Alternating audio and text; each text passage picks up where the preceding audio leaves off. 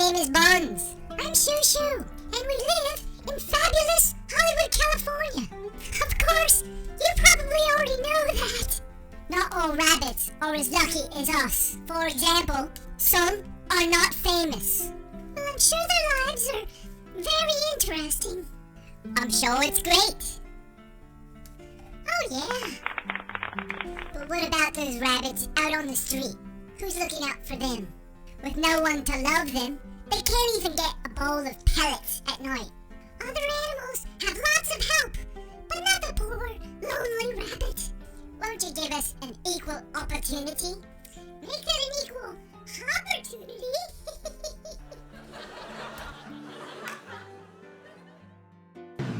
What do you think about rabbits? Who gives a about rabbits?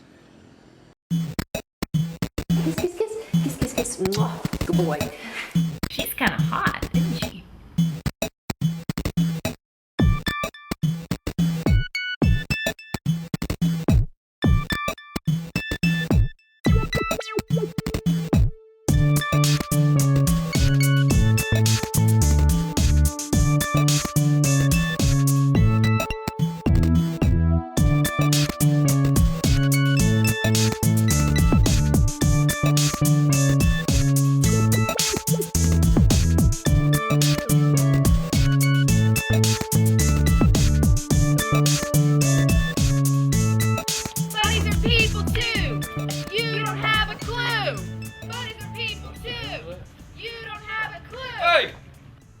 You supposed to be some kind of bunny rabbit superhero? The hell what is happening in this country with all you hippies walking around with sides dressed up like super bunny rabbits? Who cares about rabbits anyway? I don't care. I see them in the street, I step on them bunny rabbits. Make me a nice bunny rabbit mush. That's what I do with rabbits.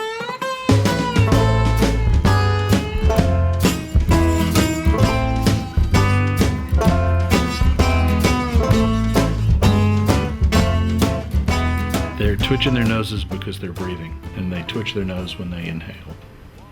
And that's all there is to it. The domestic rabbit is not a hare, and the domestic rabbit is not a cottontail. And people who want to turn domestic rabbits loose are not doing them any favors, because they don't become wild and they become pretty quick prey for any predator that's around, and it can be a horrible way to die. I've heard that their anatomy is kind of like a horse's. Well, that is true. It's similar. Both are herbivores, and they have the large cecum, which is a part of the intestine. On humans, we have the appendix, and that's where the small intestine and the large intestine meet. And in the herbivores, that appendix is greatly enlarged, and that's where the cellulose is digested. And rabbits have a very big one, and so do horses. Rabbits are a little bit different in that they eat part of their poop. They eat what's called night stool, or their cecotrophs, to get B vitamins and certain amino acids. But horses don't eat their poop, so they're a little bit different in that respect. And bunnies like to eat and poop at the same time, don't they? They can. They can do anything and poop at the same time. Did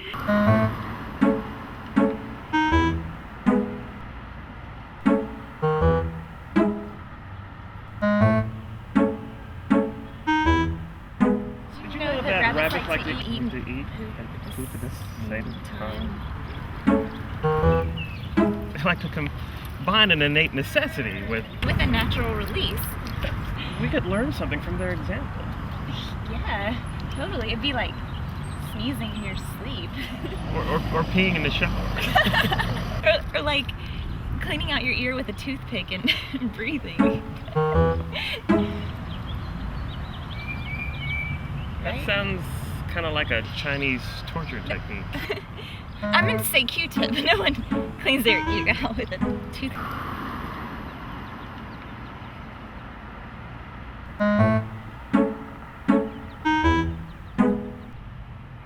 Rabbits do not throw up, that's correct. Horses don't either. And dental problems are real common in domestic rabbits. Malocclusion of the teeth. They don't meet properly, they don't wear normally. We have to trim teeth on rabbits. We do dentistry, we pull teeth on rabbits. And so we always have to check their molars to make sure those are wearing normally. And we have to float those teeth sometimes. That's another horse term, heard the term floating teeth on a horse. We have to do the same thing on rabbits. We have to use smaller tools, but a lot of times we have to take the points off of the molars so they're not cutting their tongues or entrapping their tongues. Can rabbits hear better than other animals? They can hear better than a lot of animals. They have very acute sense of hearing. They have good sense of vision, but their span of vision is such that they really can't even see what's directly in front of their nose. They can see what's behind them, but they can't see what's directly in front of them. Timothy hay is widely used. It's well digested by the rabbits. It's low in fat. It's low in calcium. We have a problem with rabbits who are on alfalfa hay for long term, or if they're getting an alfalfa-based pellet long term, we see formation of urinary stones that could be attributed to excess calcium in their diet. The only time rabbits were picked up was when they were going to be eaten, and I think that's an instinctive fear of being captured. This is how we pick up rabbits here at the clinic. We tend to scoop up under their chest and then scoop up their rear end so that they don't kick. In a tame rabbit like this is no problem. If we have a rabbit that's really spooky and is afraid, we like to hide their face in the crook of your elbow and sort of hold them like a football. And that tends to keep them calm. This one, though, wants to be out where everybody is. Most of them tend to get over it, but that comes with being tamed and being handled a lot. How do you tame a rabbit? Spend a lot of time with it. Stars are out, there ain't a cloud inside. It's a Carolina moon on a Tennessee night. Spring is over and a warm wind blows. Let's climb the mountain where the sycamore grows.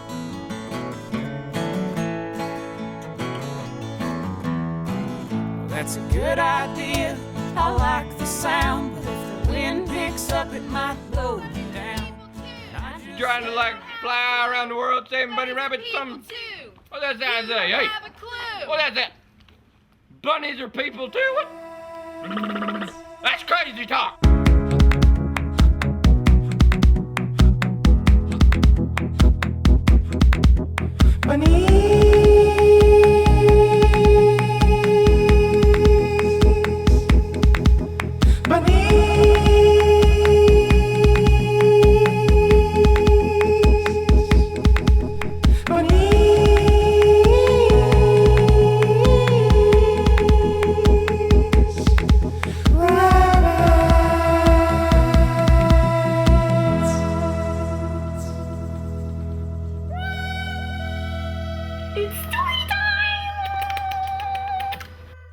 Chapter 1, Disapproval 101. Over there, 2 o'clock, something to disapprove of. You are, therefore I disapprove. I am smiling! Watching me doesn't make it come out any faster. Do you think that rabbits are a hard pet to own? No, I just think they're kind of, I don't want one. Why not? What is the reputation of rabbits in your mind? They're cute and you can hold them, but they're just gonna kind of sit there and hop around, and that's kind of lame to me. I don't really want one. I mean, I hope I'm not hurting your feelings, because y'all are like rabbits. Do you think rabbits are green? No, but for love. I've never seen a green rabbit, but I believe it can be dyed green. What exactly is a puka? A puka is a big rabbit that walks on his back legs and looks out for you, but nobody sees him but you. What do you think happens to rabbits when you set them free in the wild? Well, they run around and meet up with a rabbit family, make a new rabbit family, eat rabbit food, go out to rabbit dinner and rabbit malls. I think it would probably die, but I'd like to think that it might go find some other rabbits that were set free and be friends. It wouldn't survive. It wouldn't survive. It don't have survival skills. It couldn't take care of itself. It couldn't defend itself. You end up in a stew, I think, if you let them go. A lot of people, I don't know if you realize this, Miss Bunny, but a lot of people raise bunnies for food, especially in France and out in the country. But I would never do that.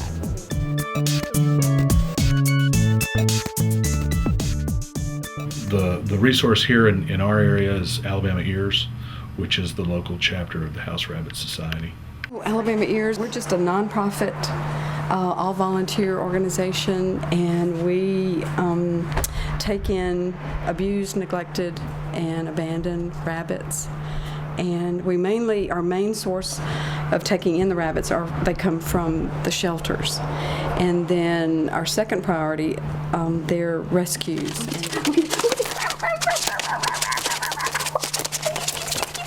My opinion is if you're going to have an animal, you need to let them at least have some freedom. I mean, don't just keep them cooped up all the time. So. That's, the best we can for them. And Adam traded paradise to be with the one he loved. And I can't say. A lot about me changed when I brought my first bunny in. Even though I had researched bunnies thoroughly, I had this idea that Snacks would live in her room, and then when she came to the living room, I had bought a dog bed, and my idea was she would come and run in and sit in the dog bed, and then when she was done playing in the dog bed, she wasn't going to run around the house. Then she was going to go from her dog bed back to her room.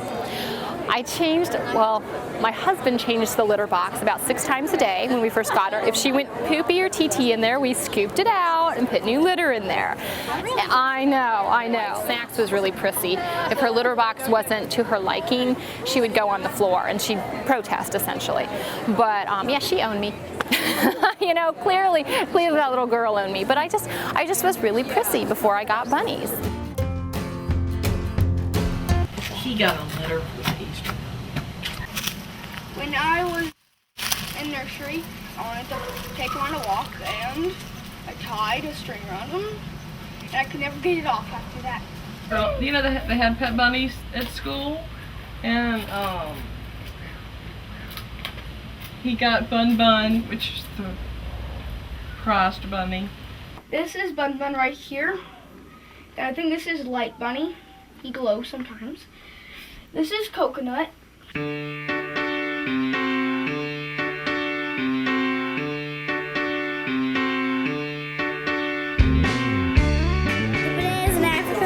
They're sweeter than the ones I like. And then I just started wanting bananas for some reason.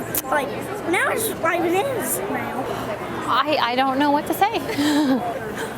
Look, I feel a little tree. Hercules! Okay. I'm not child friendly, so I have to pretend, and it's hard for me. Easy. You have to be easy with the bunny. Can you be easy? Put her back here. Soft. Oh, wait.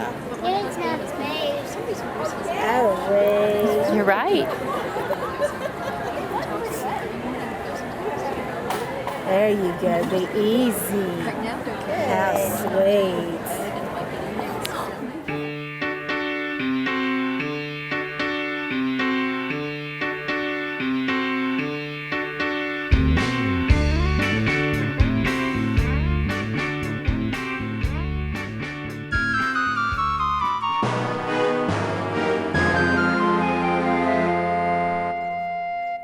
We don't adopt out to homes with children unless the children are very carefully supervised. And most of the time we want the parents to want the bunnies for themselves instead of wanting a bunny for a child. That's one of the first, if we get an adoption application that they put on there, I want to get a bunny for my child for Christmas or Easter or their birthday, we just automatically send a rejection letter because we want the parents and the entire family to want bunnies.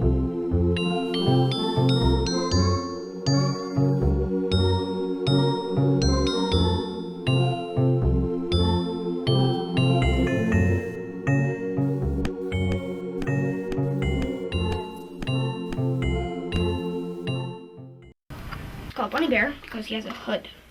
It's a bear. I got this when I was born. And this is Goldie. I got him from the Easter Bunny. When I first met him, I asked my mom if I can have a bunny. And she says no. Ask her for a dog. He's a little movie star puppy. Yep. We're at Ruth's house, and she and Linda do Alabama Ears. She has about 14 foster rabbits right now. We're going to meet them. In case of emergency, please save our pets. I need one of those. We have 75 rabbits. What?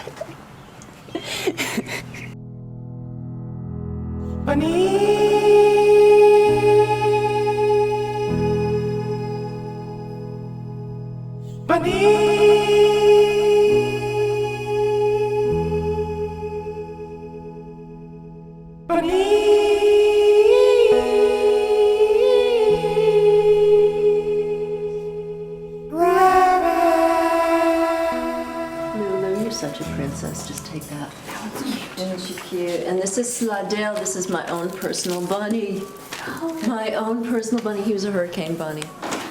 And he has a really horrible story. Slidell was found in an apartment building, and he was so starved that they think that he was being starved before the hurricane. And anyway, he was taken out, and he was really so emaciated that he couldn't move.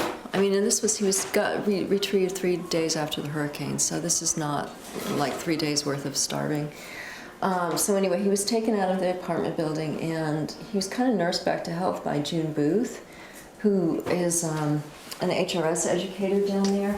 And fortunately nobody ever claimed him. And he was so sick that they actually didn't have him at Noah's Wish. They had him at a vet's office that June knew. Hi, you monster. And, he had to have fluids, sub-Q fluids for the first few days, and he was just a mess. And so I think every rabbit in here has a horror story, to be really honest. Yeah, even you guys. She's our poster bunny for Easter bunnies. She's found running outside, and she was taken to Birmingham Humane Society, and they had too many bunnies at that point, so we took her in. And after we took her in, we found out that she had an abscess on her ear, and she's very aggressive. The Humane Society was actually questioning if they should euthanize her because she's very aggressive. But the reason she's aggressive is because the infection had gone into her ear, and she's deaf, and deaf animals tend to be more aggressive because they're on the defensive all the time. If you see her little face, one side is paralyzed, and so it droops down. It's kind of like Bell's palsy in a person, and it's probably from nerve damage. Ozzy came into Huntsville Animal Services, and he is such a poster child for people who should not have rabbits. Ozzy, can you give me a kiss? Ozzy, kiss, kiss. What is that camera? What is that camera? Kiss, kiss, kiss. Ozzy, kiss, kiss. Kiss, kiss, kiss. No kisses. No kisses today. No kisses today. Mwah. Good boy. Ozzy came into Huntsville Animal Services, and he was soaked with urine. He had a urine line that literally was like this all around him, and one of his ears was lopped, which is a sign that rabbits are in pain if they start holding one ear down. So he had one ear down, and the ear actually had a urine line on it. Is it still? It's not still there. No, it's grown out. But and he had muscle atrophy, and he obviously had been kept in some tiny little starter cage and never allowed to get out, and he was just a mess. And as you can see now, he's just beautiful. But I definitely am just in love with him, and he's so sweet. I mean, he'll follow you around like a puppy, and he cooks dinner with me a lot, and he'll just follow me around, and if I open the refrigerator door, he'll climb in the vegetable drawer, because he's learned that's where the vegetables are.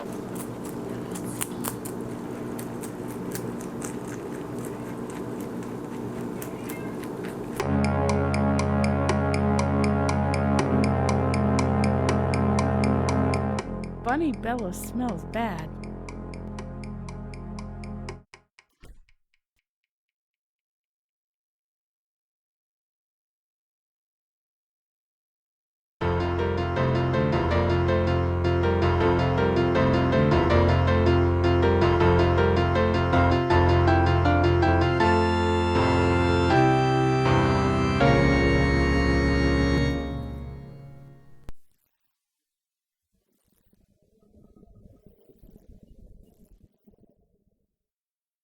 We don't know if somebody deliberately burned him or if he got up against some kind of exhaust pipe, and it looked like he had puncture wounds, and he also has a broken tail. It's just like one more reason not to let bunnies go, because they'll get into trouble. Right, Sid?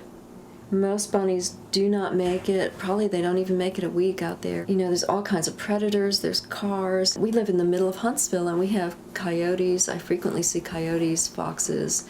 Large cats can take, you know, the size rabbit. Hawks, we have a lot of hawks. So you really should not let them out. They really do not, they're not able to take care of themselves. And people are like, well, you know, wild bunnies take care of themselves, but they don't seem to understand that wild bunnies are at the bottom of the food chain, and they know how to take care of themselves in the wild, and they don't live that long. That's the reason they reproduce so much. And the other thing that people should realize is that when they take a bunny to the shelter, a lot of shelters really try not to euthanize bunnies. They don't get a lot of them in compared to dogs and cats. People tend to have a soft spot for bunnies.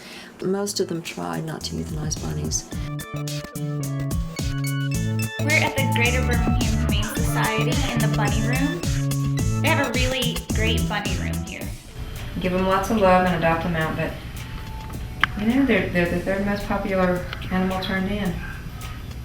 So it's really cool that they're able to come in and live here and live the good life. Nobody has it rough around here.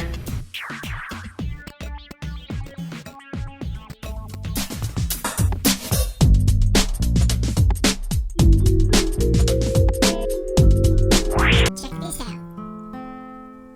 That's beautiful, Buns. What is it? Oh, it's a little song I wrote for the boys out there about a current hairstyle.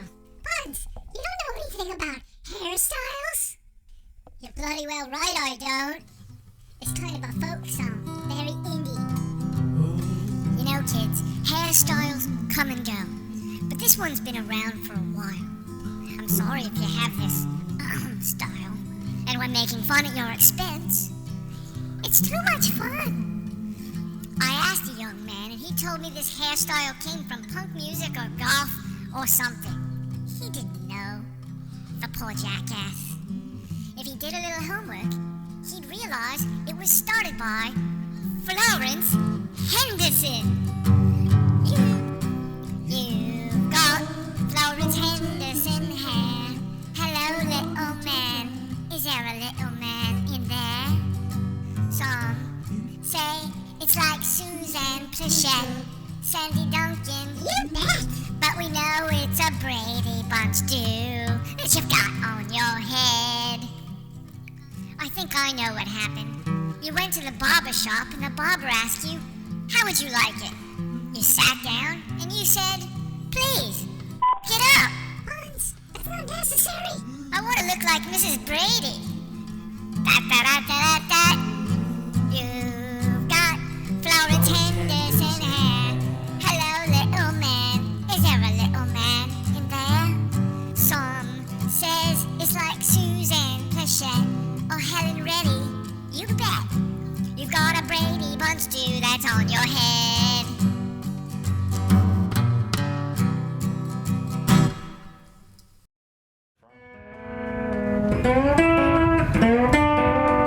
I'm Jen.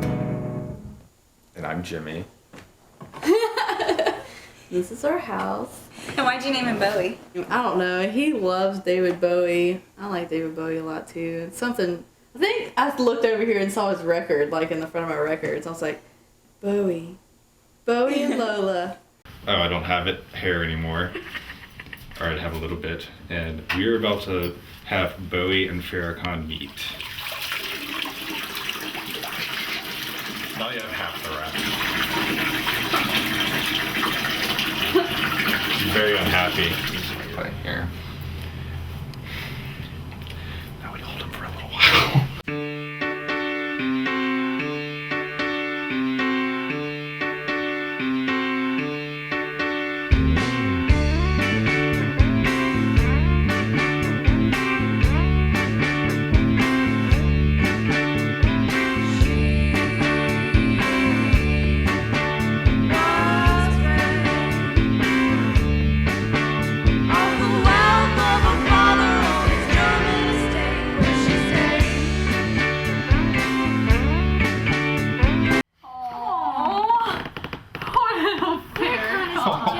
We're not going to do this to you anymore.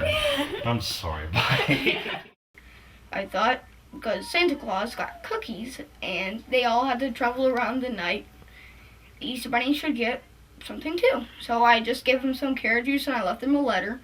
And the next thing, I wrote back. But when I was writing to him, Bun was lost and we couldn't find him. So I asked him if we could find him. And the Easter Bunny has just been helping me out a lot. And every Easter I write to him and I give him carrots and carrot juice. And he just writes to me back all the time.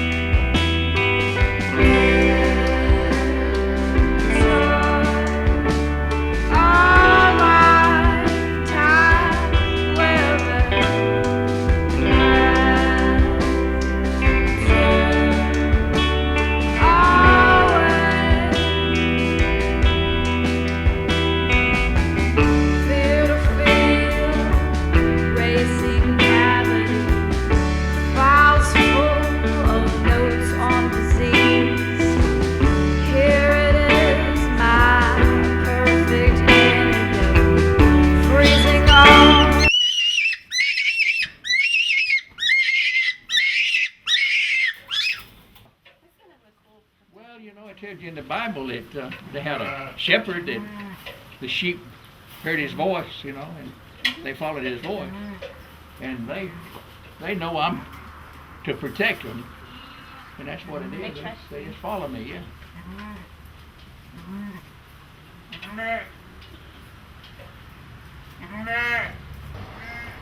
See, the winter time, I lost about 400 during the winter that froze. What? Yeah. What happened? Well, it just, the babies, you know, when they were born, and those boxes like we got there, they have perforated bottoms in them, and the wind come up through there, and the hay, there wasn't enough hair in there and hay to keep them from freezing, so they freeze. They frizzed, however you want to say it, froze. What did you do? I mean, throw them away. But did you just, is it overnight and you came out and all the bunnies That's were right. dead? That's right. What'd you feel like? Well, it's just one of those things, you know, you have to learn to accept it. If you're in the business, whatever is. Did you feel responsible? Well, yeah, but, you know, you can only do so much. And when you do all you can do in the weather, you have no control of that. When it gets down to 0, it's pretty cold, you know. We're not accustomed to that type of winter. And we had days that we had 0 all day. And I know, it was a cold winter. Yeah. But, I don't know. I mean, the rabbits can't do anything. Did you just think they would huddle up together and be warm? Is that what Well, see, you only got one in each cage, so they can't huddle together. The little ones, but I mean, see, when they're born, they're born like you. They're born naked. Right. They don't have any hair on them. Mm-hmm. So, that's the way. Oh, it was the tiny babies that froze. Oh. Gosh, that would be traumatic. Well, just one of those things.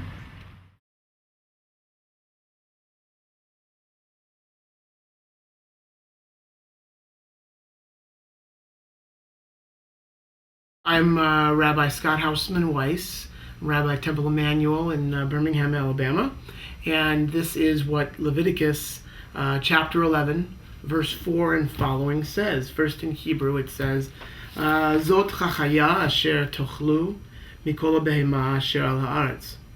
Then we go to the English of that, which is, these are the creatures that you may eat from among all the animals. The following, however, of those that either chew the cud or have true hooves, you shall not eat. The daman, although it chews the cud, it has no true hooves, it is impure for you. The hare, or the rabbit, although it chews the cud, it has no true hooves, it is impure for you. So, as far as what we're looking at today, the rabbit's not kosher. The rabbit's not kosher. That's beautiful. My first book was when I was 3. It's when a bunny doesn't know how to doesn't know how to hop. And the bunny asks all these different kinds of animals, like a starfish and a flea, and all this stuff. And the animals usually tell him the thing that they do. Like, the starfish likes sticking on stuff. The flea likes munching on stuff. And then finally, the bunny comes to another bunny, and the bunny asks him, "Why are you crying?" And the bunny says, "Well, I can't find a way to hop." And the other bunny said, "Well, I got an idea. How about you just follow me?" And they just hop along, hop along, hop along, hop along, hop along. And that's really my first story. But now, I like superpowers. The first child abuse case in the United States was tried under animal abuse laws, and it was a little girl named Mary in New York, was, I believe, an orphan, and she was being taken care of by some people who claimed to be her relatives but weren't really. And they were horribly abusive to her, and some of the neighbors were upset about this, but there was no way to have her taken away from them because there was no law at that point against child cruelty or child abuse. And so they wound up going to the Humane Society and asking if, since Mary was technically an animal, could they try these guardians under the animal abuse laws. And the Humane Society agreed to file charges, and the people were convicted of cruelty, and she was removed from them and, grew up and hopefully had a happy life. But that was the start of the whole child welfare movement in this country. And people were outraged that there were animal abuse laws, but there were no child cruelty laws. So I think it's really important for people to realize that some of us, it's not that we care more about animals than people, but some of us care about animals because we care about people. We realize that all of this is interconnected, that people who abuse animals very often go on to abuse people and to abuse children, to abuse women. And so all of these issues are very linked. And so I think it's very fitting that the first child cruelty case was tried under animal abuse laws. So. You never know the level of understanding and the level of education when you're talking to somebody in a pet store. It could be a high school student who's working there part-time, who may be repeating something that they thought they understood or that they might have heard, or they may be told to promote something because there's a better markup on this week and they need to move some stock. Who knows what the agenda is, but the take-home lesson is always do your homework and know your pet and know what they need. And when you go to the pet store, ask them to help you find what you need. Right. Well, see, now it's good because Easter's coming, and so people buy rabbits. We sell rabbits all the time, but they buy them better. They're not better, but a lot of people will buy them that wouldn't buy them, which I don't really want them to buy them at Easter. Yeah. Because sometimes they buy them just as a novelty versus actually a pet. You were talking about cedar. Cedar's bad for rabbits. Cedar oil is not good for rabbits, especially if they're going to sit in the litter. There's a recycled newspaper litter that's actually the best. It's no dust and absorbs odor. How old are these? This is probably 7 weeks, 8 weeks. something like that. Do you sell to kids or adults? What do you say? Mostly kids. Probably 80% kids, 20% adults. Yeah, these are like little treats. You don't give them much to them often, but you do give them to them. Just maybe like once a week. Make sure they don't get too fat. What are they? They're like the yogurt. They're yogurt bites. The thing with yogurt drops is that I've never figured out is, okay, if they're really made from yogurt, bunnies don't drink milk, bunnies don't eat dairy products. Why on earth would you ever have a treat food that, that's made from yogurt, if in fact it really is yogurt and not just sugar and, whey powder and all the other junk that they put in these things. Once a bunny reaches adulthood, they need unlimited hay. And if your bunny has a poopy butt and you've been free feeding them pellets, then that's another problem. Because if you have a bunny that's around 2 pounds and another one that's about 4 pounds, the 2-pound bunny probably only needs about 1/8 of a cup a day. And that's just a few pellets. I've been giving him like a bowl full. Yeah. And then your 4-pound bunny probably only needs like 1/4 of a cup a day, or less than 1/4 of a cup a day. So you need to be giving those bunnies like 1/3 of a cup of pellets a day, and that's it. Plus some veggies. And if you they're getting kale and half a banana and some figs. They're like half of a banana? Yeah, for both of them too. Is that too much? That's way too much. Way too much. We normally feed them pellets, and maybe once a week we'll throw in some alfalfa hay. Once a week? Around once a week we'll throw in the alfalfa hay, get them a little bit of nutrients, get them something different. Are you talking about your babies? Mm-hmm. That's awesome. But what about people who have like a 1-year-old rabbit? You can do the same thing. Just once a week? Yeah, you can, because it gives them a little bit of change. Of course, if we had steak every night, eventually we would get tired of steak. So what would you say to someone at a pet store that says you only need to give them a handful of hay a week? That's just not enough. I mean, what I would say to them is you're going to have a bunch of bunnies that have GI stasis. They get this thing called GI stasis, and it basically is their intestines slow down. And they slow down because there's not enough bulk going through there. Small pieces of fruit, apples, raisins, craisins, just a few of those a day. That's a great treat for bunnies. Veggies like romaine lettuce, not iceberg, spinach, kale, chards, all kinds of endive, escaroles, arugulas. I mean, I have all kinds of stuff in the garden. They lure you in with them cute little cuddly looks, and then they eat you. I'm gonna tell you something about rabbits. Rabbits ain't nothing but a bunch of communists. People in this country taking their rabbits too lightly, and they let the rabbits in their house. And then you know what happened? They get eaten. Hopeless. Right in the middle of the night, the rabbits, they let them out. They say, oh, cute cuddly rabbits ain't gonna do no harm. I just let them out the cage. And you know what? Alcohol. They sneak in the bed and they eat their face off. And the people wake up with no face just because of the rabbits. Do you like it? Do you like it? So, sir, do you know that house rabbits can live for 10 years? Do you like rabbits? No, I don't. I don't like rabbits. I like rabbit stew. Do you like rabbits? Do you like rabbits? You don't even care about rabbits. What beer? What number beer is that? How many beers have you had? 12. Have you been drinking? We're risking our lives out here because we saw a chicken. Driving late last night to your apartment, and I thought it was an omen. Okay, so I headed on back home and walked in circles round my room. And oh my God, is this really what you want? Would you tell us if it's not? And could you rewrite the plot and come and get us? Yeah, and come and get us. How old is that? Is that baby? About 7 or 8 weeks. That's a ferret.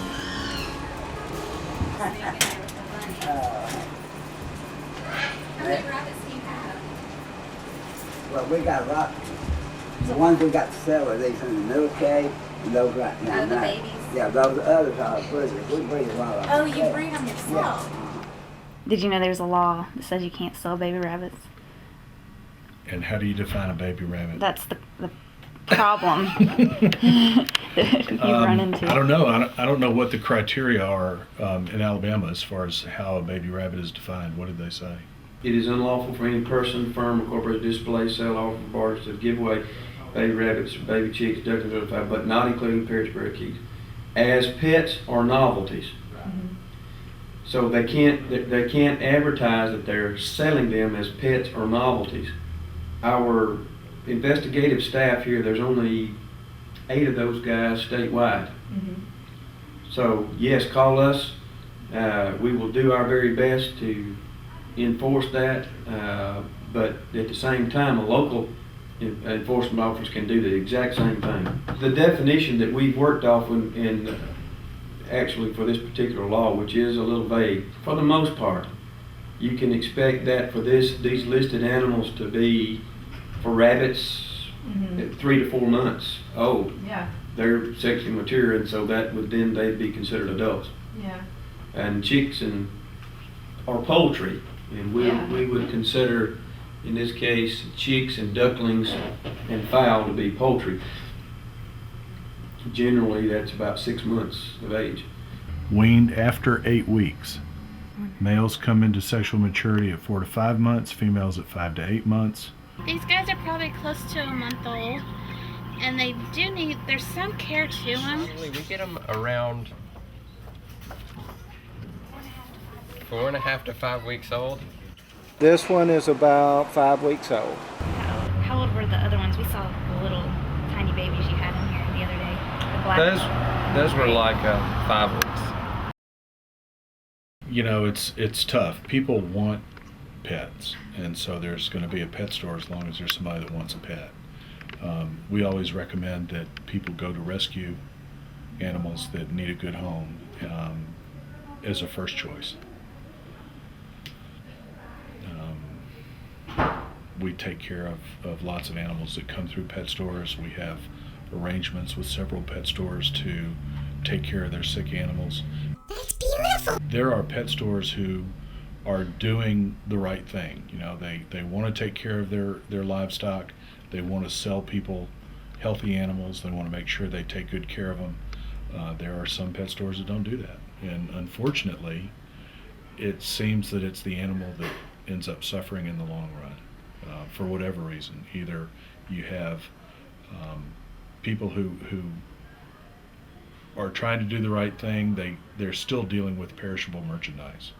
The kind of food I had, it wasn't just like the regular pellets. It had nuts and like seeds and stuff like that. And that's what they sold you at Super That's Pets. what they told me at Super Pets. The girl took it off the shelf and put it in my hand and said, they love this kind of food.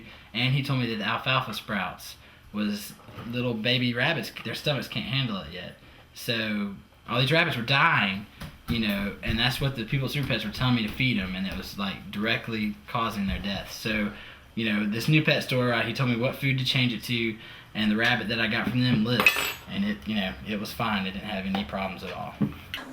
Don't give them the kind of pellets that have the sunflower seeds and the corn and everything else in it. It can do horrible things to their intestines, so don't give them that stuff. How do you think they sell them that way? They sell it because people buy it, and they sell it because it's like junk food for people. You know, you go into a store, you see a really bright package of potato chips, it looks fun, you buy it, you scarf it down, and it's not the best thing you could eat. They gave us a packet, a nice educational packet about how to take care of rabbits. It says from 3 to 4 weeks, bunnies need to eat the mother's milk, and from 4 to 7 weeks, they also need to eat mother's milk is their main source of nutrition. And the baby bunnies that they had there right now were 4 weeks old, and she was so proud to tell me that. They're only 4 weeks old. Isn't that sweet and precious? I actually think that pet stores would be better served if they stopped selling bunnies, told people to adopt from the shelter, and focused on selling things that are good for bunnies. You know, the pet stores sell these little starter cages and the whole starter kit, and they sell you a bunny, you know, for $29.95 plus the starter kit.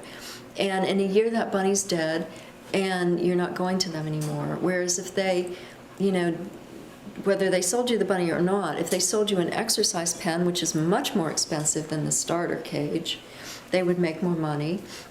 If they sold you, you know, good food for the bunny, if they had good information, if people knew that the pet store was a great resource and that they really cared about the animals, then they would get customers for, you know, I have a 12-year-old bunny down there. Bunnies routinely live to be 8, 9, 10 years old when they're well taken care of.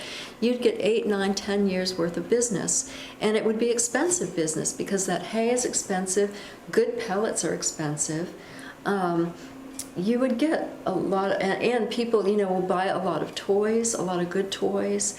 You're getting 8 or 9 years worth of business. Why cheap out with the quick sale and the cheesy, you know, junk food for bunnies when you could be getting, first of all, a lot of respect, and second of all, you know, you could be selling some expensive stuff there, you know, if you really did it right. So to me, it's just, I don't understand it from a business point of view. I don't understand why you would, you know, sell people bunnies and this cheap, cheesy equipment and not tell people what they really need. But the take-home lesson is always do your homework and know your pet and know what they need.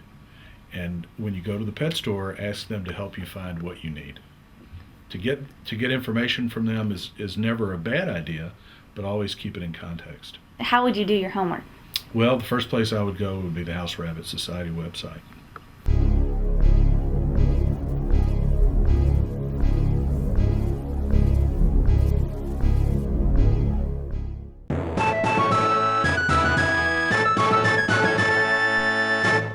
And there's a society called the Golden Carrot. Is trying to get the sword, then bring it back, and save the bunny nation. And then the bad carrots are trying to build up their army of sand people, which Sand Bunny creates. And they're going to sooner or later fight. And when the fight goes on, one of them will win, one of them will lose. And my plan is that the good guys will lose. Well, then this undercover bunny called Spy Bunny walks in and disguises himself as a bounty hunter, goes in, gets the sword, brings it back to the good guy's base, and usually wins.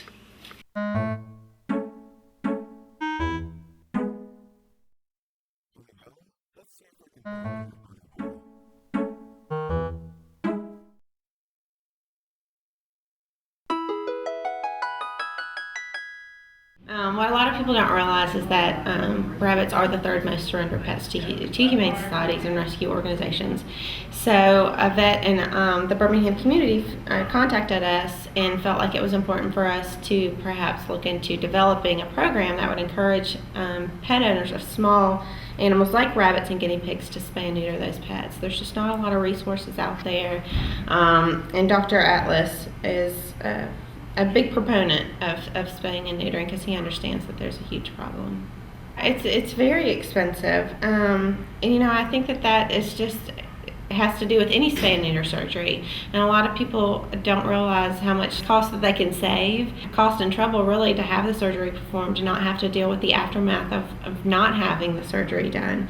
But ultimately what it boils down to is there's not enough homes for the amount of animals that come into shelters, especially in our area, and the only way that that's ever going to change is if we do start to spay and neuter these pets.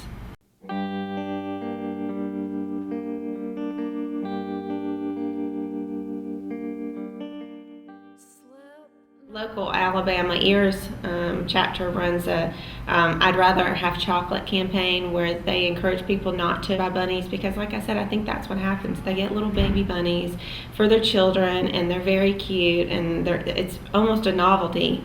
But when they grow up, it's not so attractive anymore. And that's how these guys end up here. And we are very successful with finding them homes, but we would like to obviously be put out of business one day with dogs, cats, rabbits, and every other animal. And we want to make sure that our animal population is manageable, and right now it's just not. For a box of cigarettes, my buddy gave me a tip.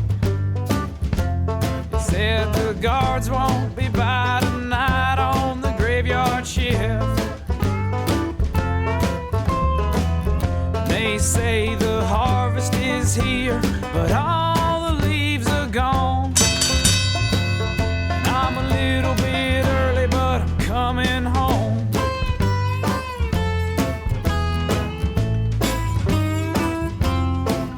See, I had me a wife and a three-piece business suit. But like Daddy always said, have gun, will shoot. I usually only sleep with one bun. All the others are jealous. And sometimes I sleep with Flopsy Mopsy, and I just hold him like this so he can't fall on my arms. And when I hold Flopsy Mopsy, I hold him by his hands. And when I hold Goalie, I hold him by a soccer ball. And I'm a little bit early, but I'm coming home.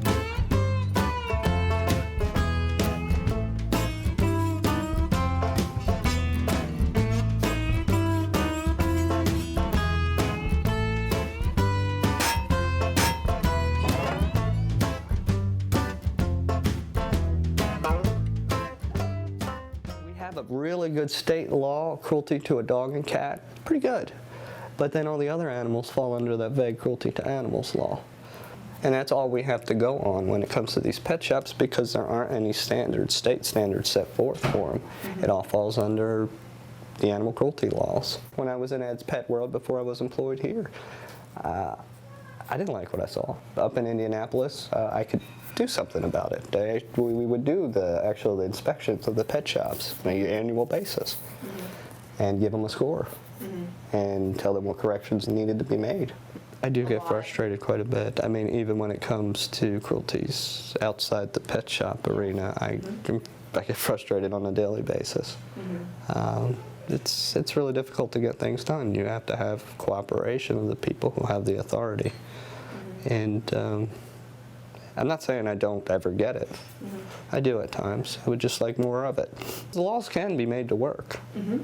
They can be made to work. It's just you need someone who's willing to enforce them. Most of the runs that I go out on, I temporarily improve the lives of these animals, but unless these people are watched constantly or supervised, it kind of reverts back to the way it was. It's about changing attitudes and educating the public. I think that's a very important part. Once that's done, you get more people on board, I think the laws will change. It's grassroots groups who are the voters, who put the legislature in the position that they're in, and your state senators who vote them in, who can make the changes. The state of Alabama doesn't have a state licensing for animals. And without that, it's very hard to get your revenues for these different types of facilities and for animal control. Why don't you have animal licensing? What the crap is animal licensing anyway? Licensing is, I can only base it on where I'm from. I'm from the state of New York. The state of New York has a requirement that all animals are licensed. All cats and dogs have licenses. If your animal is not spayed or neutered, it's $35 a year. If it's spayed or neutered, it's $7 a year. Your animal cannot get licensed unless it has a current rabies tag, and you have to have that from a veterinarian. If they're not spayed or neutered, they are charged this $35 a year. Now, if your animal has a litter of puppies, you're then charged $250 a year because you are now a kennel. Spay and neuter your pets, Alabama! We have mandated spay and neuter law that just was passed. It's not being enforced. We have the mandated rabies law, and it's not being enforced. How long is it going to be before someone's dog or cat transmits rabies to a human? Why don't you enforce your rabies law here? Makes me so mad. Everybody here has rabies. It's no big deal.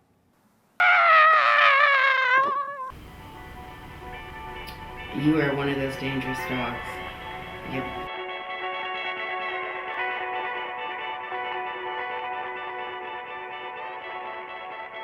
Okay, I know you've heard that story about all the starfish on the beach, and what's the point of throwing one back? Because you can't really help all of them, you can't save all of them. But you can save one. And that's why I'm gonna buy a rabbit right now.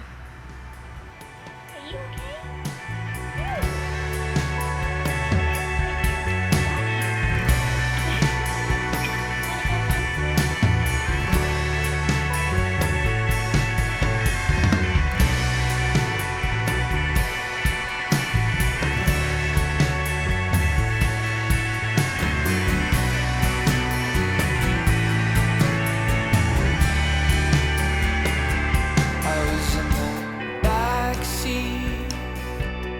Going crazy, like I've never seen the twilight glow before. Neurotic and praying for a green light between no man's land at the border of Mexico. I can hear those crickets, I know they're telling